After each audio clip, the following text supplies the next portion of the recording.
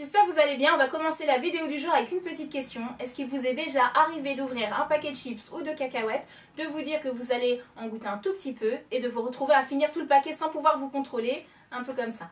Woke up with the light, a sky so blue upon my eyes, with a thankful heart. Today is another brand new start. I feel so positive. Alors la réponse sera très certainement oui, comme beaucoup de personnes. Et dans ces cas-là, vous avez tendance à vous dire que la faute vient uniquement de vous et que c'est un manque de volonté, alors que ce n'est pas forcément le cas et que c'est peut-être tout simplement la conséquence négative de ce qu'on appelle les trigger foods. Et on va en parler dans cette vidéo.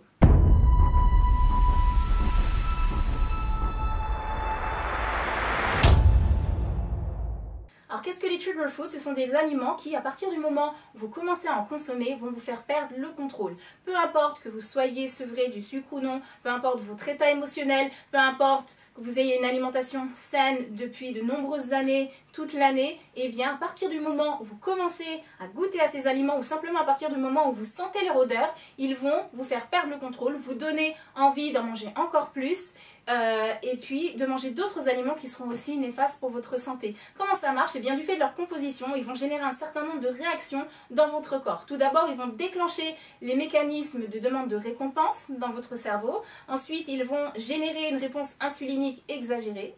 Et puis, ils vont aussi créer un état de fatigue tel que vous allez le confondre avec une sensation de faim. Donc, quels sont ces trigger foods? On a tout d'abord les aliments qui sont à la fois riches en sucre et en graisse, comme les crèmes glacées ou les pâtisseries. On a aussi les aliments qui sont à la fois riches en sel et en graisse. Donc, on va retrouver nos fameuses chips, les frites, les graines oléagineuses salées, les cacahuètes. Donc là, attention, parce qu'on a tendance à vous conseiller de consommer des graines oléagineuses pour stopper les fringales, et c'est vrai que c'est efficace, mais à condition que ce soit des graines oléagineuses non salées. À partir du moment où ce sont des noix salées, vous allez avoir un effet d'inverse, augmentation de vos fringales. Parmi ces trigger foods, on a aussi les produits laitiers. Donc ça, certaines personnes le disent, elles ont du mal à se contrôler lorsqu'elles mangent du fromage. Et puis on a aussi les aliments à fort index glycémique, donc évidemment le sucre, les sirops, le jus, les aliments raffinés et puis le pain dont on a déjà parlé dans une autre vidéo.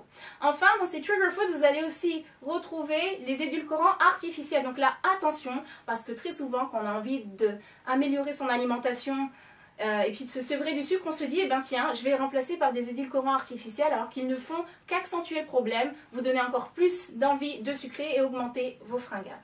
Donc qu'est-ce que vous faites une fois que vous connaissez ces trigger foods? Et bien là, ça va être individuel, c'est-à-dire qu'on ne va pas tous réagir de la même façon. Vous allez être très sensible à certaines catégories, moins sensible à d'autres. Donc là, il va falloir faire un travail d'analyse, de détective pour voir quels sont les aliments qui vous font le plus réagir. Une fois que vous avez fait ce travail d'analyse, eh bien vous allez prendre vos décisions en connaissance de cause. Si vous savez qu'un aliment a un impact important sur votre comportement qui vous fait perdre le contrôle, eh bien vous avez simplement deux choix.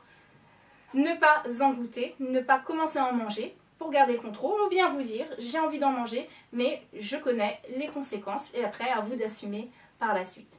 Mais là, une fois de plus, comme à chaque fois en nutrition, c'est toujours individuel. Il faut faire un effort d'analyse, un travail de détective pour trouver une formule qui correspond le plus à votre profil, à votre psychologie, à vos contraintes, à votre profil hormonal, à votre métabolisme, à vos intolérances alimentaires, à vos carences, etc. etc. Donc c'est pour ça, et je le répète toujours, que ça n'a pas de sens de dire que la modération c'est de manger un peu de tout en quantité raisonnable. Ça ne rime à rien parce qu'un aliment sera peut-être inoffensif pour une personne mais très nuisible pour une autre et inversement. Donc il faut toujours chercher ce qui correspond le mieux à votre profil.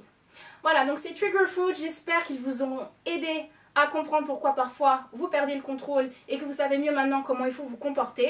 Ça fait partie de mon programme de sevrage du sucre et de préparation dans la Ramadan. Donc je vous rappelle que vous pouvez toujours joindre le challenge. Donc pour cela, vous cliquez sur le lien qui est dans ma bio ou vous me contactez directement ou vous pouvez encore me laisser un petit commentaire et je serai ravie d'y répondre. Voilà, je vous souhaite une bonne fin de journée.